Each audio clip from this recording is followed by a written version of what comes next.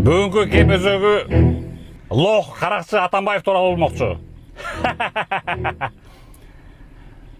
Каракчы Атамбаев. Каракчы Атамбаев социалдык тармактан Нурлан Мотуев Алмазбек Атамбаевди катуу сынга алды. Бир кезде сен Сооронбай Жээнбековду президенттикке отургуздуң эле, а Сооронбай сени түрмөнүн түбүнө отургузду деп Нурлан Мотуев социалдык тармакта Алмазбек Атамбаевди катуу сынга алды. Бир кезде Сокени президенттиктин так төрүнө жетелеп барып отургуздуң эле өзүң. Сокелеп, кошомат кылып. А Соке болсо сени түрмөнүн так төрүнө отургузду. 4 жыл эзди кыйнады. Анан сен лох болбогондо дүйнө жүзүнө.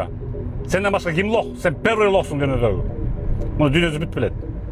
Сен аны президентке отургуздуң, ал сени түрмөгө отургузду. Мен иштебеген каракчысың Атамбаев. Мен ошондо иштеп турганда саясатчы болгонуңда. Ошо кезде президентке коем деген Садыр Жапаровду камап жибербей, ошо кезде президентке коем деген Бабановду куугунтуп алып Москвага чейин кубалабай эле. Бул 2 жашка эмне болсо ошол эле, вот Шедир үчүн эле нукура кыргыз болсоң айтат элең. Мына ала эле президенттик кимге кааласаңар деп өткөзүп бермексиң, ушунчалык алыс адам болсоң. А сен Сокени коюп алып туруп, Кой Ташта жатып алып башкармакчы болдуң. Анан өзүңдү ошондой саясатчы деп эсептейсиңби? Сен бир курсагын ойлогон күнкөр бир пендесиң, понимаешь? Жакында Кыргызстанда парламенттик шайлоо болот деп атат. Анан саясаттын сысын түшүнбөйдөр барбай эле калат, жол куруп кишинин жөөнүн айлатып жиркеничти болбой. Ошонун саясаттын сысын түшүнбөйсүңөр, келип чолуп аласыңар, анан Кыргызстанды артка тартасыңар, же иштеп аткан кишилерди артка тартып мишет этесиңер. И в том месте вы сидите. Ошол. Анан Сооронбай Шарипович, мен сизге өмүр бою признательныймын. Мен үчүн алып бердиңер.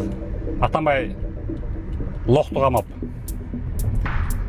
Бул сөздө бекер чыккан жок. Кечээ ошо Кой Таштагы элдин эсебинен курулган Атамбаевдин хан сарайын мамлекет алып, кайра мамлекетке өткөзүп атат, карлар үйүнө жана пенсионерлер үйү кылып, жана детдом кылып. Катыны Рая менен укум Атамбаевдин чачын жолуп чыңырып жүрүшөт.